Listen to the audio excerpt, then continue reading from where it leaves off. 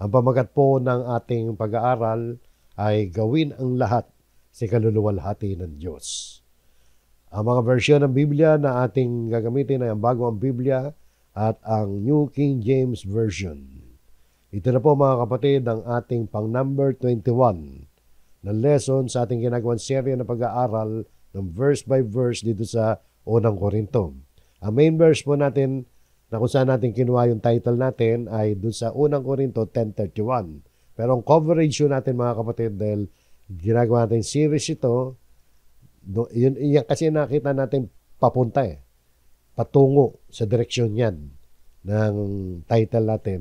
Itong paksa ni Apostol Pablo dito sa Unang Korinto 10:14 hanggang 33. So ito yung mga huling talata ng kapitulo 10 ng Unang Korinto at kung loloobin ng Panginoon, next Sunday doon na tayo sa chapter 11. Nung nakaraang linggo mga kapatid sa chapter 20, natatandaan niyo yun? Yung title natin noon ay Babala sa Nakaraan. Nakita natin kung paano ginamit ni Apostol Pablo ang kasaysayan ng Israel bilang halimbawa at babala sa atin ngayon. Ang mga Israelita, kahit nakaranas sila ng himala ng Diyos, kahit naranasan nila ang makapangyarihang pagliligtas ng Diyos, physically nakita nila yon. Pero marami sa kanila ang bumagsak dahil sa pagsamba sa Diyos-Diyusan, kalayawan, at mga pagrereklamo nila. Kaya ang tagubili noon ni Apostol Pablo tungkol doon sa kasaysayan na ganap sa Israel na mahalaga pa rin sa panahon natin ngayon na huwag natin kakalimutan na huwag tayo maging overconfident sa ating mga sarili. Kaya sabi niya rito, kaya't ang nag-aakalang siya'y nakatayo ay mag-ingat na baka siya'y mabuwal. So paalala to ni Pablo, di ba, sa mga Kristiyano, hindi lamang sa mga taga-Korinto, maging sa atin ngayon, na huwag tayo maging kumpiyansa masyado sa ating mga sarili at hindi na tayo mag-iingat. Hindi ko mo nakalasap na tayo ng biyaya, ng kagandang loob ng Diyos, nandun na tayo sa kaligtasan, tapos iniisip natin matatag na tayo sa ating spiritual na kalagayan, kinakailangan pa rin mag-iingat tayo. Huwag natin kakalimutan yung pag-iingat palagi. Na kinakailangan magsumikap tayo palaging manatiling matibay sa ating pananampalataya dahil yung nangyari nga sa Israel, sa mga Israelita noong una, na natutunan natin na kahit nakalasap na sila at nasaksiyan nila ang makapangyarihang pagliligtas ng Panginoon Diyos sa kanila. Ang dami nila milagrong nakita, pero marami pa rin sa kanila ang hindi nakapasok sa lupang pangako. Namatay sila bago sila nakarating doon. So marami ang hindi nakapasok. Yung mga bata lang nakapasok, di ba? Maliban kay Caleb at saka kay Joshua. So lahat ng 20 years old pataas, namatay sa ilang. Dahil sa kasalanan na nagawa nila. Ano na mga kasalanan na yun? Pagsamba sa Diyos-Diyosan, ang pangunahin. At yung mga pagrereklamo nila. So, ang layunin ni Pablo mga kapatid ay hindi lang magpaalala ng panganib, kundi ituro sa atin ang tamang pamumuhay na mga tumanggap na ng biyaya ni Kristo. Tayo mga mananampalataya, hindi lang naman dapat sa salita lang ang ating pananampalataya, dapat ibinubuhay natin yan. At dito matututunan natin mga kapatid, ang isang aspeto ng ating pamumuhay na dapat umiral sa atin bilang mga Kristiyano. Tayo ay patuloy na tinuturoan ni Pablo kung paano tayo mamuhay na may kabanalan at pag-ibig para sa ikaluluwalhati ng Diyos. So, ang direksyon nga nito mga kapatid para sa ikaluluwalhati ng Panginoon Diyos. Dito natin makikita yung tatlong malinaw na prinsipyo. Kung igugrupo natin to, mahati natin sa tatlo to na matatawag natin mga prinsipyo na dapat umiral sa ating mga Kristiyano. At yung tatlong prinsipyo na nakita natin dito, yung major na prinsipyo, ay yan na rin yung tatlong bahagi ng ating aralin. Ito mga kapatid ay makikita natin sa unang bahagi, yung lumayo sa pagsamba sa Diyos-Diyosan.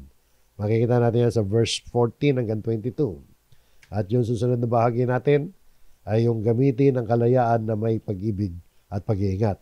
Yan po makikita natin sa verses 23 hanggang 30. At sa huli mga kapatid, verses 31 hanggang 33 ay ang gawin ng lahat sa ikaluluwalhati ng Diyos. Nakita nyo, no? Nasa huli yung title natin. No? Nasa huli. Kaya sabi ko kanina mga kapatid, itong mga tinatalakay o tatalakay ni Pablo, o mga sinulat ni Pablo dito sa chapter na to, patungo lahat yan mga kapatid, doon sa direksyon na tayong mga mananampalataya sa ating pamumuhay ay dapat sa ikaluluwalhati ng Diyos. Pag-aralan po natin mga kapatid, unang tagubilin, ito mahalaga to, doktrina to mga kapatid, lumayo sa pagsamba sa Diyos-Diyusan. Dito ay makikita natin sa unang talatang babasahin natin, sa verse 14, na utos na lumayo sa pagsamba sa Diyos-Diyusan. Pagsamba sa Diyos-Diyusan sa English yan ay idolatry. Tingnan niyo mga kapatid, basahin po natin ang talata. Kaya mga minamahal ko, lumayo kayo sa pagsamba sa Diyos-Diyusan. Nakita niyo mga kapatid ha? Etong talata nagsimula sa salitang kaya. Ibig sabihin, conclusion ito. Ito yung pinaka-conclusion nung mga nauna niyan sinabi. Ano ba yung nauna niyan sinabi? Yung pinag-aralan natin noong nakaraan, di ba? Sa verse 1 hanggang 13. Na doon tinalakay yung mga karanasan ng Israelita kung paano sila ay hindi nakarating sa lupang pangako dahil sa kanilang pagsamba sa Diyos-Diyosan, mga kapatid. Ang number 1 na naging kasalanan nila noon. Bukod pa doon sa mga pagrereklamo nila. So ito mga kapatid, ang instruction dito ay, unang-una sinabi niya, mga minamahal. No? Nice nating idiin niya kahit simpleng salita lang yan. Beloved, ang tawag niya sa mga taga-Korinto. Kaya kahit marami siyang kinukorek sa kanila, nakita nyo, di ba? Chapter 10 na tayo, lesson number 21, ang dami mga problema sa Korinto. Pero sabi niya, mga binamahal. Sapagkat nais niya ipadama sa mga kapatid doon, na kahit kuminsan ay parang nagagalit siya, naninermon siya, nais niya ipadama na mahal niya yung mga kapatid doon. Ito yung pagmamalasakit sa kanila. Kasi itong mga sasabihin niya, mga another mga babalato para sa mga taga-Korinto. Ano ang kanyang pag-uutos dito? Lumayo kayo sa pagsamba sa Diyos-Diyusan. Ito yung kanyang utos, kaugnay nung kaya. Kaya, ibig sabihin, dahil doon sa mga pangyayari sa Israel, kayo naman, abay, lumayo kayo sa pagsamba sa Diyos-Diyusan. Para hindi tayo matulad, mga kapatid, doon sa nangyari sa mga Israelita. Di ba? Nagtayo sila ng golden calf. Ginto ang guyang baka, yung ibig sabihin guyang baka, yung batang baka. Kaya lang ginintuan yun.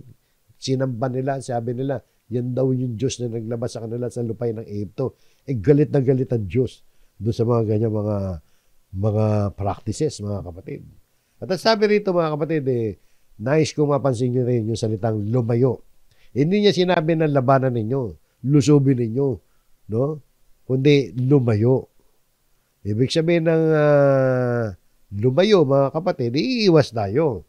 Kapag ang idolatria ang pag-uusapan, ang pangunahing hakbang para di tayo mahulog, umiwas ka na, lumayo ka na. Kung kaya mong lumayo, lumayo ka na. Huwag mo nang labanan yan. Huwag kang bababad sa kultura ng mga mapagsamba sa Diyos-Diyusan. Huwag kang, hanggat maaari, huwag mo nang i-adapt yan sa buhay natin. Alam nyo, sa kultura natin, maraming nasingit na involved ang pagsamba sa Diyos-Diyusan. So, tuloy po natin mga kapatid. Sabi ni Apostol Pablo pa, ako'y nagsasalita sa mga tulad sa marurunong. Timbangin ninyo para sa inyong sarili ang sinasabi ko. Dito para sinasabi lang ni Pablo na alam kong maiintindihan nyo itong sinasabi ko. Maunawaan nyo to.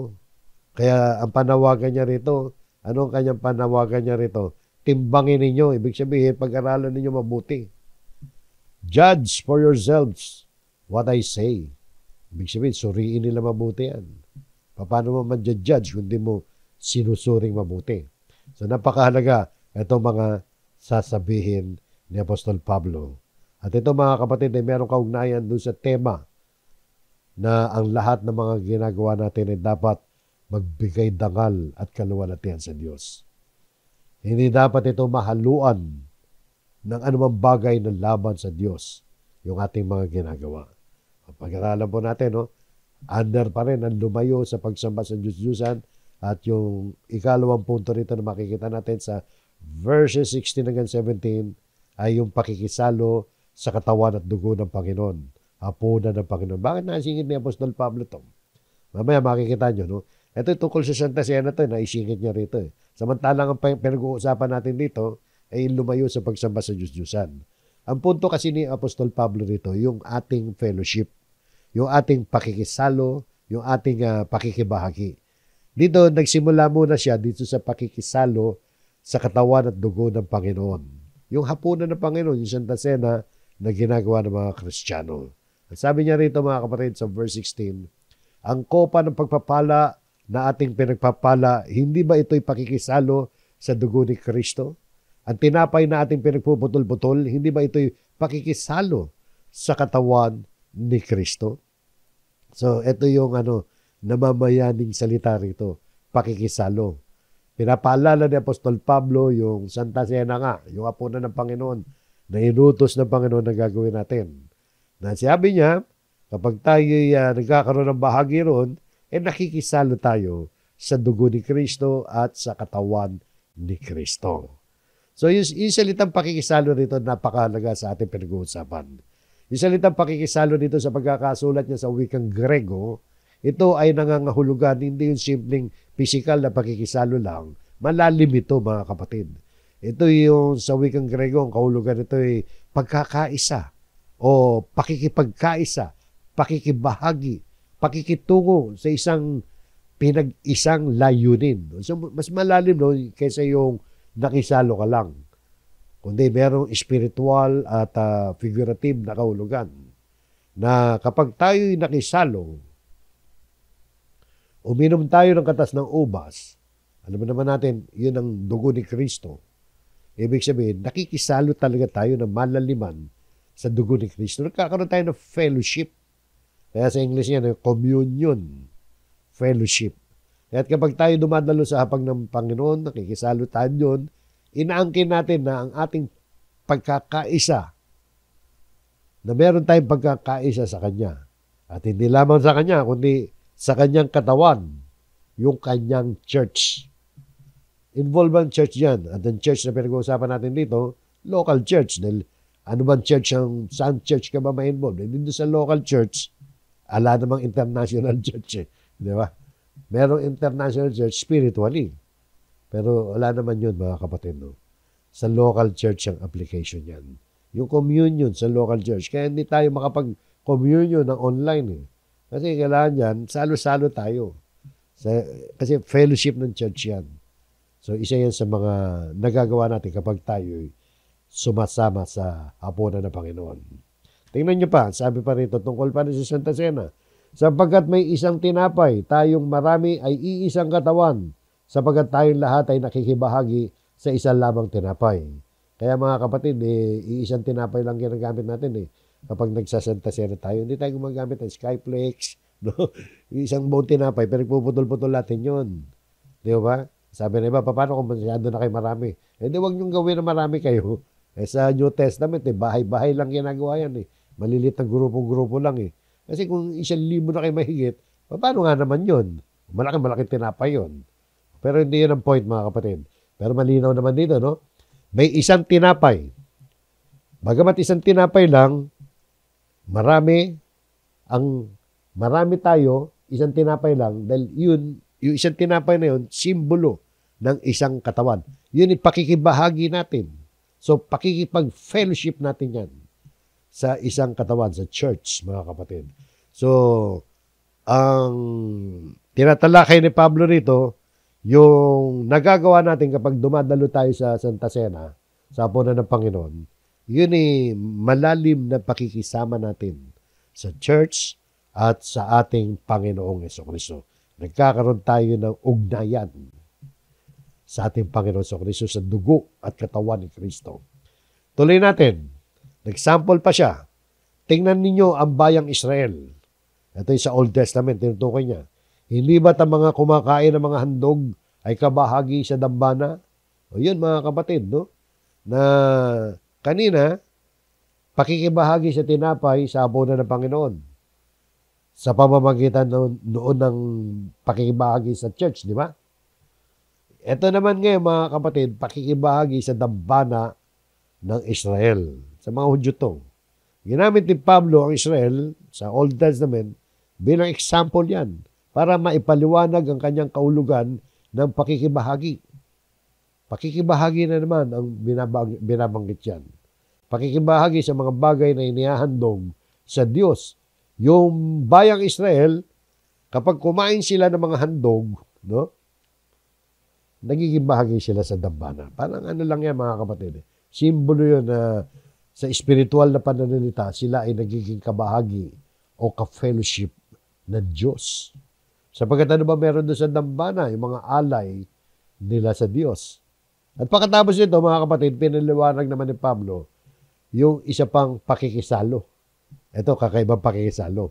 Kasi ito, mapapansin ninyo, sa dalawang piging na to, piging yung kainan, no, na spiritual na kainan, nagawain. Sa Israel, may kainan din, mga handog. Sa ating mga Kristiyano, may kainan din, yung hapunan ng Panginoon. Pero hindi kainan para mabusog, ha? Kasi simboliko yun, ng ating pakikisama, pakikipagkaisa. O dito, pinasok ngayon ni Pablo ang isa pang piging na meron pakikipagkaisa. Kaya lang, ibang pagkakaisa to. Ito yung pakikisalo sa mesa ng mga demonyo. Meron bang ganun? Meron mga kapatid, tingnan nyo. Una, sinabi ni Pablo sa 19, ano kung gayon ang aking sinasabi? Na ang handog sa mga Diyos-Diyusan ay may kabuluhan? O ang Diyos-Diyusan ay may kabuluhan? Rhetorical question. Madalas natin paliwanag. Pag ganyan mga klaseng tanong, yan na rin ang sagot. Ibig sabihin, walang kabuluhan ng Diyos-Diyusan at walang kabuluhan din yung mga handog sa Diyos-Diyusan. Yung mga handog sa Diyos-Diyusan, kinakain din yan. No? Doon patungo doon. Sa susunod na talata, sabi nito, no? Hindi. Sinasabi ko na ang mga bagay na inihahandog ng mga pagano ay kanilang inihahandog sa mga demonyo at hindi ko sa mga demonyo at hindi sa Diyos at hindi ko ibig na kayo maging kasama ng mga demonyo. O yan ang katotohanan mga kapatid. Yan ang naisipaliwanag ni Pablo nung sabihin niya, lumayo kayo sa pagsamba sa Diyos-Diyos. Huwag kayo magkakaroon ng pakikisama dyan.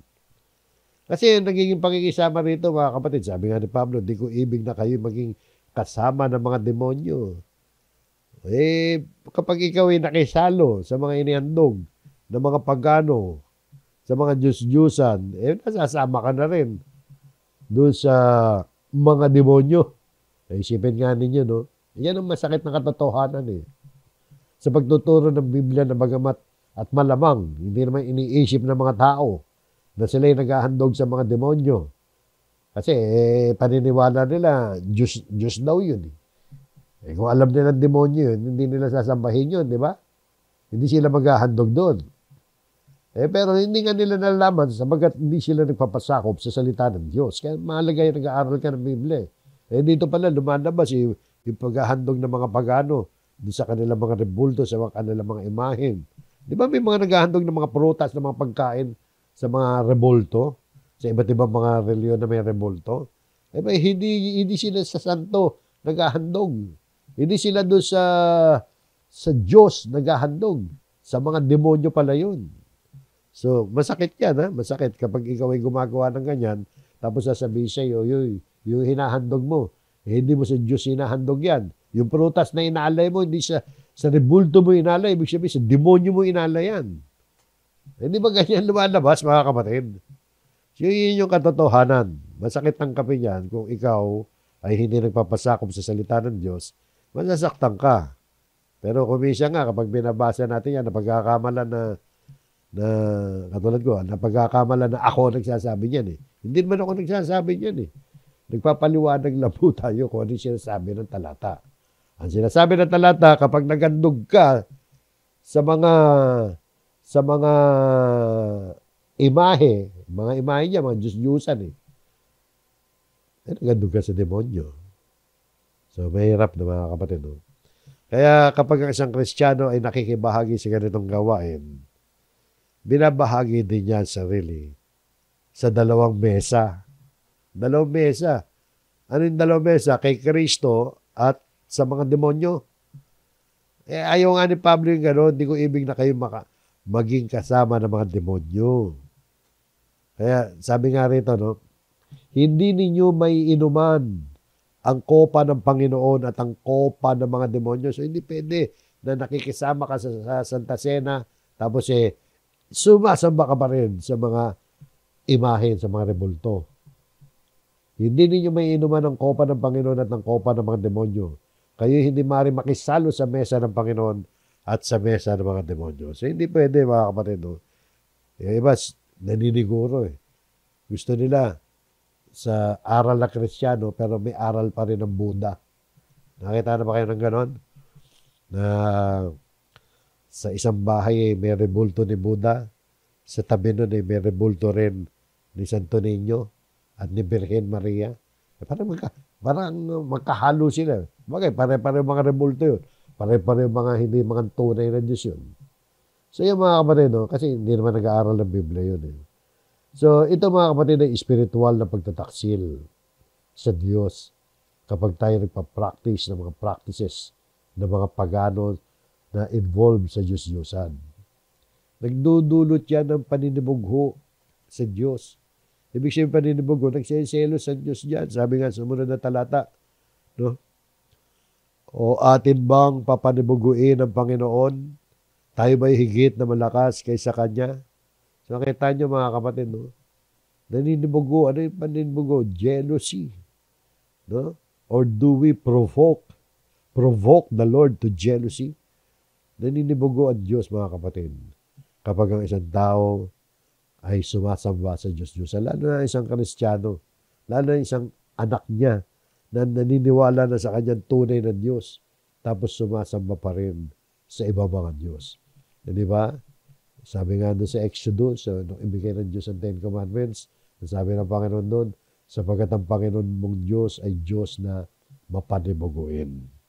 Ibig sabihin, ang gusto ng Diyos ay siya lamang ang ating sasambahin. Ang pagtataksil sa ating demosyon sa Kanya ay paglapastangan sa Kanyang kabanalan. So yan mga kapatid, lumayo sa pagsamba sa Diyos-Diyusan. Bago tayo pumunta sa ikalawa mga kapatid, sabihin ninyo hindi naman kami sumasamba sa Diyos-Diyusan.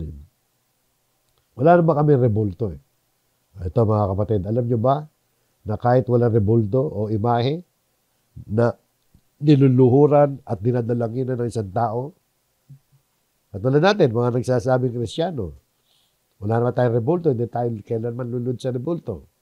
Pero alam nyo ba na maaaring mahulog pa rin tayo sa pagsamba sa Diyos-Diyusan na wala namang rebulto? Meron bang ganon? Meron, no. Sapagkat sa pagtuturo ng Biblia, mga kapatid, ay makikita natin na ang idolatria, yung idolatry, pagsamba sa Diyos-Diyusan, ay hindi lamang tungkol sa rebulto at mga imahe na sinasamba. Kasi sabi nga rito ni Apostol Pablo sa ibang talata ng Biblia, kasama pa rin ito, no? Lumayo daw tayo sa pagsamba sa Diyos-Diyusan. Maaari sabihin natin na wala tayong Diyos-Diyusan na literal. Pero ito, tingnan niyo. Colossus 3:5, patayin ninyo ang anumang makalupa na nasa inyo. Pakikapin, karamihan, masamang pita, masasamang pagnanasa. Ito na, yung nakadilaw.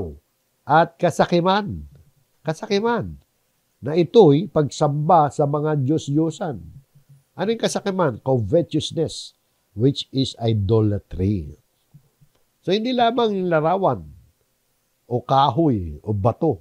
Ang idolatria, mga kapatid, ay anumang bagay. Bagay man, o tao man, o kung ano pa man yan, na inuuna natin ng higit kaysa sa Diyos. O kaya yung kahati ng ating paglilingkod sa Diyos. Katulad ng kasakiman. At yung salitang kasakiman, mga kapatid, sabi nga, ito'y pagsamba sa Diyos-Diyusan. So, maliwanag, di ba? Kapag sinabing kasakiman, alam niyo ba, may direktang kaugnayan yan sa pag-ibig sa salapi. Yung pagiging mukhang pera, di ba? Ang taong sakim, ang first priority niya sa kanyang buhay ay ang magkamit ng salapi o kayamanan. At dahil sa kasakiman ng tao, ay naisasantabi niya ang paglilingkod sa Diyos. Mas binibigyan niya ang halaga ng tungkol sa salapi at mga material na bagay. Yung mga nabibili ng salapi. Kaysa sa mga bagay na patungkol sa Diyos. Maraming ganyan, mga kapatid. Mga religious pero sakim. No? Dahil ang puso sakim, ang kanilang Diyos, yung kanilang kayamanan. Sabi nga ng Panginoon Kristo, tingnan nyo mga kapatid, pagsambayan sa Diyos-Diyosan Pag ikaw ay nagmukhang materialistic masyado, sabi nito, hindi na masyado, pag materialistic, kahit wala na masyado. Sabi ng Panginoon Kristo, wala makapaglilingkod sa dalawang Panginoon. Sapagkat kapupuutan niya ang isa at iibigin ang ikalawa. O magiging tapat sa isa at hahamakin ang ikalawa. Hindi kayo makapaglilingkod sa Diyos at sa kayamanan. So malinaw, no? Hindi kayo makapaglilingkod sa Diyos at sa kayamanan. Alam niyo ba yung salitang pagsamba sa Diyos? Alam natin, pag sinasamba natin ng Diyos, binibigyan natin ng kaluwalhatian, pinupuri natin, pinasasalamatan natin, at pinaglilingkuran natin. Yung paglilingkod, mga kapatid, sa Diyos, merong direktang kaugnayan sa tinatawag na pagsamba sa Diyos. Bagamat magkaibang salita yan, pero magkakampihan, magkasama palagi. Pag sinasamba mo ang Diyos, ibig sabihin, pinaglilingkuran mo rin ang Diyos. Sapagkat ang paglilingkod sa Diyos o pagsamba sa Diyos, hindi puro salita lang. May aksyon, di ba? Tingnan niyo mga kapatid. Ang pagsamba ay meron direktang kaugnayan sa paglilingkod sa Diyos. Kaya dito mga kapatid, kapag ikaw ay kaya sabi nito, hindi kayo makapaglilingkod sa Diyos at sa kayamanan. Ginawa ng Diyos yung kayamanan Tingnan nyo, paglilingkod may kaugnayan sa pagsamba. Ang sabi ni Kristo kay Satanas, kung natatandaan ninyo, noong tinukso ni Satanas si Kristo, sumagot si Jesus, sabi, lumayas ka Satanas sapagkat nasusulat. Ito, tingnan nyo, sapagkat sasambahin mo.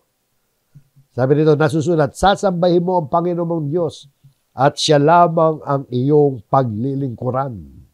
So nakita nyo, no? Yung salitang pagsamba ay may kaugnayan sa paglilingkod. Pag sinamba mo ang Diyos, kasama doon, pinaglilingkuran mo ang Diyos. Kaya nasabi natin na ang pagsamba sa Diyos ay direktang nakaugnay sa paglilingkod sa Diyos. Kaya nagiging Diyos-Diyusan ng tao ang kayamanan, salapi at ibang material na bagay kung ito ang kanyang higit na pinapahalagahan sa buhay. Kaysa ang magbigay kaluguran at paglingkuran ng Diyos. Kaya ang idolatria, mga kapatid, ay hindi lamang tungkol sa pagsamba sa rebulto sa mga bato at imahe. Kasama ang kasakiman, pagsambayan sa Diyos-Diyusan o idolatry. At ang kasakiman, mga kapatid, may kaugnayan yan sa pag-ibig sa mga material na bagay at sa salapi. Meron pa nga sinasabi dito, si Pablo, sa ibang bagay na ginawan Diyos na ng tao. Tingnan nyo. Ito, hindi naman rebulto to, pero ginawa ng Diyos ng tao. Ang alin? Ito, ang kanilang kahihinatnan ay kapahamakan. Ang kanilang tiyan, ang kanilang Diyos. Isipin nga ninyo, yung kanilang tiyan ay ang kanilang Diyos. Hindi lang tungkol sa katakawan to, mga kapatid, kundi tungkol nito, mga kapatid, sa hilig ng laman. Yung tiyan nila, yung katawan nila, yun ang kanilang ginawa ng Diyos. Ang kanilang tiyan, ang kanilang Diyos. Tapos sasabi, at ang kanilang kahihiyan, ang kanilang kapurihan, na nakatuon ang isip sa mga bagay na makalupa. Makalupa. Ibig sabihin, talagang materialistic to, mga kapatid. O pasinin ninyo, ang kanilang kahihiyan, ang kanilang kapurihan. Kung ano pa yung kahihiyan, yun pa yung ipinagmamalaki nila. Ganyan lang yan, mga kapatid. Yung kanilang kahihiyan, yun ang kanilang kapurihan. Yun ang kanilang pinagmamalaki. Nakakita na kayo niyan, mga kapatid. Di ba, nakapanood tayo rito. Ipinagmamalaki pa yung mga kayamanan, mga materyales na galing sa korupsyon. Di ba? At maraming tao. Ano yun, sa lipunan natin, tinitingnan ng tao sa kayamanan ng taglay niya. Talagang todo-todo ang respeto ng mga tao kapag mayaman. Hindi lahat ng mayaman, mga kapatid, ay matino. Di ba? Hindi ko naman sinasabi na lahat ng mayaman ay hindi matino. May mga Kristiyano naman tapat na mayaman din naman. Pero dito, makita natin na napakaraming halimbawa na pagsamba sa kanilang tiyan, pagsamba sa kanilang Diyos na kayamanan. Kaya nga talamak ang korupsyon sa bayan natin di ba? Ano ugat yan? Pag-ibig sa salapi. O kaya dito mga kapatid ay nakita natin na ang utos ng Diyos pinalawak pa sa bagong tipan, pinalalim pa sa pamamagitan ng mga talatang binasa natin. Yung utos dito sa Ten Commandments, huwag ka magkakaroon ng ibang mga Diyos sa harap ko. So nakita natin ngayon na ang salitang ibang mga Diyos, pwede rin pala ngayon i-apply. Kahit walang rebulto, kahit walang imahen, kapag meron ka ng higit na pinahalagahan sa buhay kaysa sa Diyos, yun na ang ibang Diyos mo. Sabi, huwag ka magkakaroon ng ibang mga Diyos Ginos mo na yung pera. Ginos mo na yung katawan mo. Yung mga material na bagay. So, yun yung mga kapatid. So, ang idolatria ay hindi lamang tungkol sa mga rebulto at imahe na sinasamba. So, yan mga kapatid. Ngayon susunod natin ay ang gamitin ng kalayaan na may pag-ibig at pag-iingat. Verse 23 hanggang 30. Basahin po natin dito. Yung unang punto natin dito ay hindi lahat na matuwid ay makabubuti at makapagpapatibay. Sabi ni Apostol Pablo sa 10:23, lahat ng mga bagay ay matuwid, ngunit hindi lahat ng mga bagay ay makakabuti. Lahat ng mga bagay ay matuwid, ngunit hindi ang lahat ng mga bagay ay makapagpapatibay. Ano ibig sabihin yan? Lahat ng bagay ay matuwid. Ibig sabihin, pinapakita lang dyan na maaring ang isang bagay po pwede mong gawin, libre mong gawin, dahil hindi naman kasalanan, matuwid naman gawin. Pero, baka naman hindi makakabuti yan. Baka naman hindi makapagpapatibay yan. Kasi merong ganun na maaring para sa iyo, okay, hindi naman talaga kasalanan. Sa totoo lang, hindi naman kasalanan talaga. Kaso merong natitisod. Di ba? Hindi nakapagpapatibay. Halimbawa, mga kapatid, yung pag-inom lang ng alak Kung ikaw ay isang Kristiyano, masama ba uminom ng alak? Hindi naman masama uminom ng alak Kaya lang, kung makikita ka ng iba, kumisa, may mga matitis rin Nakita kang umiinom ng alak, pinagbibintang ka na, lasinggo ka. Ang masama sa Biblia, yung maglasing iba mga Kristiyano, lalo yung mga bago-bago pa lang, at yung mga masyadong excited sa kung mga bawal-bawal, nakakita lang ng umiinom akala naglalasing na. O ngayon, para walang issue, huwag ka nang uminom. At least, huwag ka nang uminom sa publiko. Di ba? Tago mo na lang yan. Dahil katitisura ka lang. Parang hindi ni-discuss ni Pablo nito. Yung pagkain ng lamangkati na pupunahin ka na yun inihain sa Diyos-Diyos yan. Huwag ka nang kumain dahil natitisod yung iba Tingnan nyo, yan exactly yung example ni Pablo nito. Pero tuloy muna natin, madadaanan natin yan, maya-maya. Sumunod na talata, huwag hanapin, ng sino man. Sabi na, isaalang-alang ang kapakanan ng iba. Kasi yung talata, huwag hanapin ng sino man ang kanyang sariling kapakanan, kundi ang kapakanan ng iba. So, ito ay isang pagtuturo na huwag yung sariling kapakanan ang uunahin natin. Tingnan natin yung kapakanan ng iba. Ang tunay na kalayaan ay hindi makasarili, mapagbigay. Yung pag-ibig ay nagtuturo na iwasan ang makapagpapatisod sa kapatid natin. Kaya susunod na mga talata rito, nagbigay ng pagsasalarawan at pagpapahalimbawa si Pablo tungkol dyan. Tungkol sa malaya ka namang kainin yan, kaya lang, meron pumupuna sa iyo, pagbigyan mo na. Kaya siya yung sumama pa loob niya kaysa matisod pa siya. Tingnan nyo Ito, makikita natin yan doon sa paghahalimbawa ni Apostol Pablo. Lahat ng ipinagbibili sa pamilya ay kainin ninyo na walang pagtatanong dahil sa budi. So, ibig sabihin, pagkain ang tinutukoy yan, makakain, di ba? Lahat ng ipinagbibili sa pamilya na pwedeng kainin, huwag ka na magtanong. Kainin mo na lang kung gusto mo. Anong klaseng pagtatanong? Dito makikita nyo sa konteksto, yung pagbibili ka ron, wag kang magtatanong na ito ba inihain pa sa Diyos-Diyosan? Wag mo na itanong yan. Kasi inihain man yan o hindi, wag mo na tanongin. Kasi baka magkaroon pa ng problema dahil sa budhi. Sabi dyan, dahil sa budhi. Ibig sabihin, may makukonsensya pa pag nagtanong ka eh. Buti na hindi mo na lang alam. No? So makita nyo mga kapatid, lalo na nung panahon na yun, di ba, nadaanan natin sa kasaysayan na maraming mga karne sa pamilyan doon sa Corinto galing sa mga templo ng mga Diyos-Diyosan dahil hindi naman lahat sinusunog sa offering. Yung iba, binibenta sa palengke. So, doon, sabi, issue sa kanila yan O pag bibili ka, kainin mo na lang, huwag ka na magtanong dahil sa budhi. Anong budhi ito, mga kapatid? No? Bakit nga? Sumunod na talata, sabi, sapagkat ang lupa ay sa Panginoon at ang lahat ng naririto. Ano ibig sabihin yan? Sinundan niya ng ganyan, no? Ang lupa at ang lahat ng nandito sa Panginoon yan. Ibig sabihin, sa Diyos lahat yan Walang bawal. Sa Panginoon galing lahat yan. Huwag ka na magtanong. No? Biyaya ng Diyos lahat yan Pwede mo nang kainin yan. Bagamat wala namang bawal, sa panahon natin mga Kristiyano, meron naman pasubali rito. Dahil yung punto rito, gamitin ang kalayaan na may pag-ibig at pag-iingat. Meron tayong kalayaan Kainin ng kahit ano. Kaya lang, gawin natin yon ng may pag-ibig. No? Pagkain ang isinample dito, pero maraming bagay, di ba, na pwede natin gawin. Kaya lang, napipigilan tayo dahil merong natitisod Di ba? Tuloy natin ito mga kapatid, yung sample ni Pablo rito.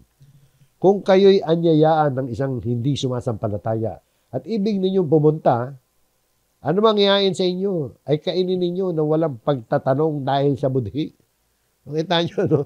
Inimbita ka sa isang handaan, inanyayaan ka. Sino nag-anyaya sa iyo? Nang hindi sumasampalataya, ng isang hindi sumasampalataya. So pagano? Yun, sumasamba sa Diyos-Diyusan, yung nagyaya sa iyo. Maring, ano ba, sa panahon natin ngayon, maring sa piyesta, no?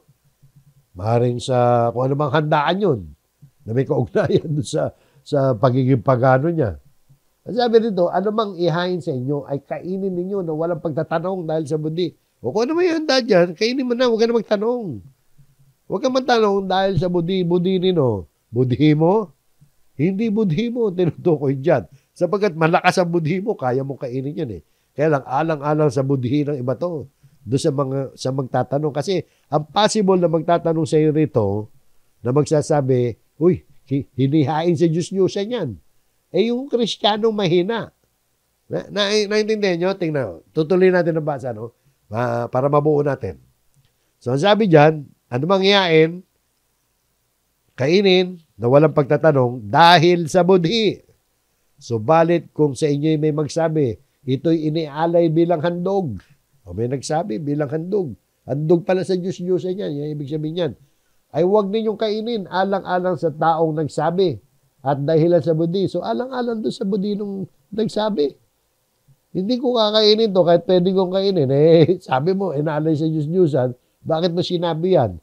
Kasi paniniwala nung mahina. Mahina nagsasabi dyan na ano siya na naguguluhan siya pag kumakain siya ng inihandog sa Diyos-Diyusan dahil galing siya sa pagsamba sa Diyos-Diyusan nung araw So alang-alang sa budhi.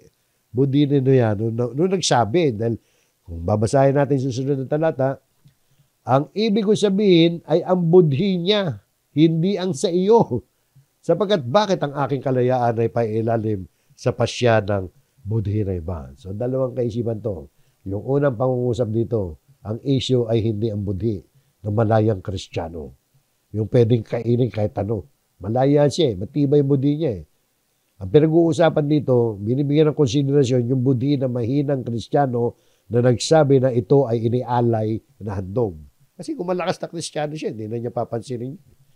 Wala na siya pakialam kung handog yan o hindi. Kaso, siya mismo, naguguluhan siya sa pagkain niya ng hinihandog sa Diyos-Diyusan. O hindi kasalanan na kumain, hindi rin naman marumi ang pagkain. Ngunit kung may kapatid na nasa paligid natin na may mahinang budhi at iniuugnay yung pagkain sa idolatria, posibleng matisod sila. At yun ang dapat nating ingatan. Nakita niyo yung mensahe dyan? Kaya dito sa talatang 29, mga kapatid, ay parang sinasabi ni Pablo, ang problema ay hindi naman ikaw kundi siya na nagsabi sa iyo. No? Ang budhi mo ay malaya. Dahil matibay ka naman tungkol dyan Maliwanag at nagpapasalamat ka naman sa Diyos Pero ang tanong niya, tanong nga ni Pablo, kung malaya nga ako, bakit ko kailangan ipaubaya ang aking kalayaan sa pasya ng budi ng iba? Yan yung ibig sabihin niya rito, sapagkat bakit ang aking kalayaan ay pailalim sa pasya ng iba? No, nakita niyo, no? Tingnan pa yung katwiran. Na, parang ibinabangon ni Pablo rito, nililinaw niya, malaya naman na eh. Malaya ako niyan, hindi mo ako dapat pigilan niyan eh. Bakit ako papailalim sa desisyon mo? Di ba? Desisyon ng budi ko, pwede. Tingnan niyo pa, no?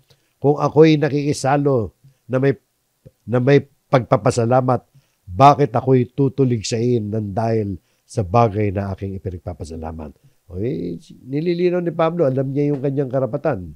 So dito sa 30, mga kapatid, parang sinasabi ni Pablo, kung ako'y kumain na may malinis na puso, may pasasalamat sa Diyos. Pasalamat naman ako sa Diyos bago ako kumain.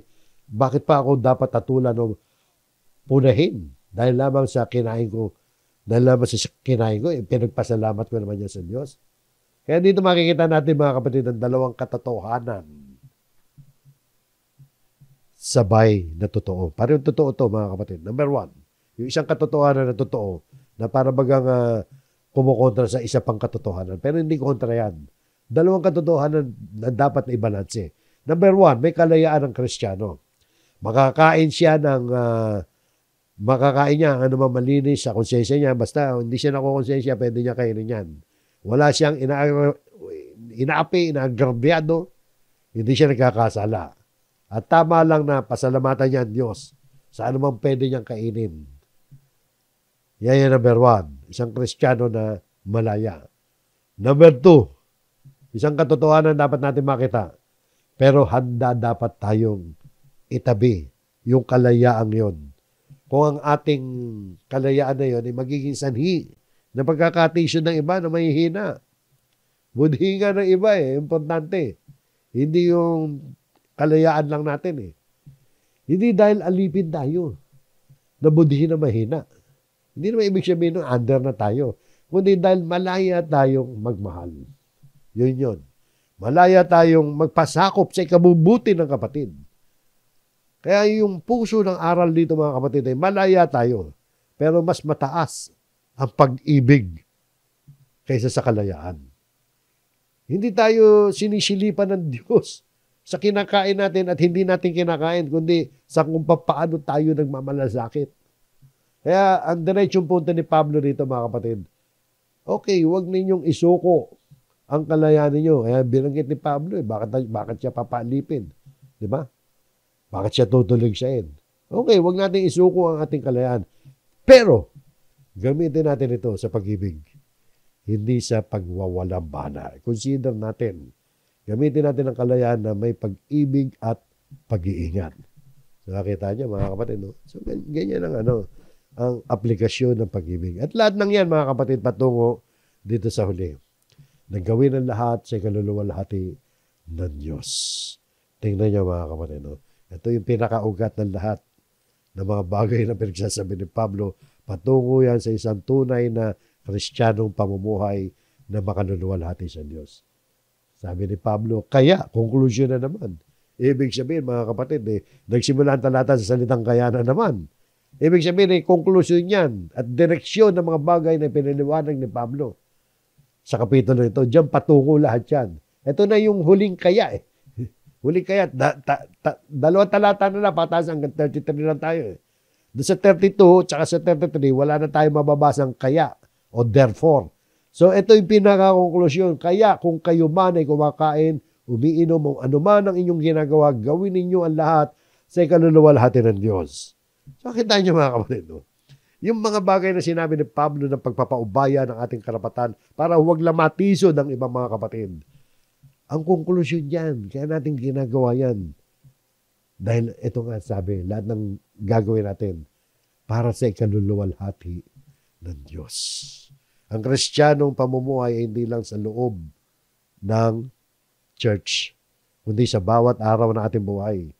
Maging sa ating pagkain, pagtatrabaho, samantayo nandun doon, mga kapatid, ay palagi nating iisipin. Palagi nating iisipin, ito ba'y nagbibigay ng kaluwalhatian sa Diyos? Iinom ako ng beer sa publiko. Maluluwalhati ko ba ang Diyos sa pag-inom ko ng beer sa publiko? Baka may makakita sa akin, misinterpret ako. Di ba? Papasok ako sa isang lugar. O kaya magdadamit ako ng ganito. Titingnan mo, yung pananamit mo ba makaluluwalhati siya doon yan? O baka naman ang pananamit mo magkasalang iba dahil sa pananamit mo, sa itsura ng pananamit mo. O pag may issue, bitiwan na natin yung karapatan natin. Ganun lang naman yun, mga kapatid. Sa hanap buhay, ano man daw ginagawa natin umiinom, kumakain, ano man ang ginagawa, gawin natin ang lahat sa kaluluwalhati ng Diyos. Yun yung number one, isipin natin palagi. Ito ba yung magbibigay ng kaluwalhatian sa Diyos? O baka may matitisod sa akin. Pagbigyan mo na yung matitisod, huwag mo nang gawin yan. Yan lang yan. Pag-ibig yan, mga kapatid. Ito pa. Iwasan ang pagiging katitisoran. Huwag kayong maging katitisoran para sa mga Hudyo o sa mga Grego o sa Iglesia ng Diyos. Nakita nyo, no? Sa mga Hudyo, Grego, kahit sino, individual, o sa church. Tingnan nyo, yung ginagawa natin sa loob ng church. Nakakatisod ba tayo? O kapatid, yung pala absent mo, di ba nakakatisod yan? Alam nyo, katulad yan, no? Nakakatulong ba tayo para tumibay ang kapatid kapag tayo pala absent sa pagsamba? Isipin niya, mga kapatid. At sa ating huling talata, hanapin natin ang kapakanan ng iba. So katulad din to, mga kapatid, no, na sinabi ni Apostol Pablo kanina sa verse 24. May ganyan Kung paanong sinisikap ko makapagbigay lugod sa lahat ng mga tao, sa lahat ng mga bagay, na hindi ko hinahanap ang aking sariling kapakanan, kundi ang sa marami. Bakit? Upang sila'y maligtas. Yan ang puso ni Pablo. At dapat ganyan din tayo, tularan natin yan.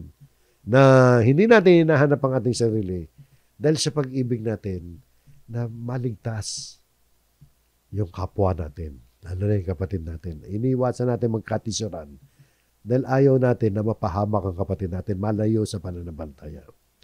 Yan ang puso ni Pablo. Dapat ganyan din tayo. Kapag ang ating layunin ay kaligtasan ng iba, tiyak na ang Diyos ay maluluwalhati sa ating buhay. So yun po, mga kapatid, gawin ang lahat sa ikaluluwalhati ng Diyos. Yan yung nilalaman ng kabuuan na ng chapter 10. At bago tayo magwakas, mga kapatid, meron na ako isang tagubilin sa inyo. Parang isang, hindi ko alam kung slogan ang tawag nito o isang deklarasyon na maaaring pagbulay-bulayan po natin. Ito po, mga kapatid. Ang sabi rito, ang tunay na Kristiyano ay umiiwas sa kasalanan. Umiiwas sa kasalanan, umiibig sa kapwa, at gumagawa ng lahat para sa kaluwalhatian ng Diyos. So yun po, mga kapatid, yung tunay na Kristiyano. Na may magkaroon nito na katumparan sa buhay po natin. Purihin ang Panginoon, tayo po'y muling manalangin.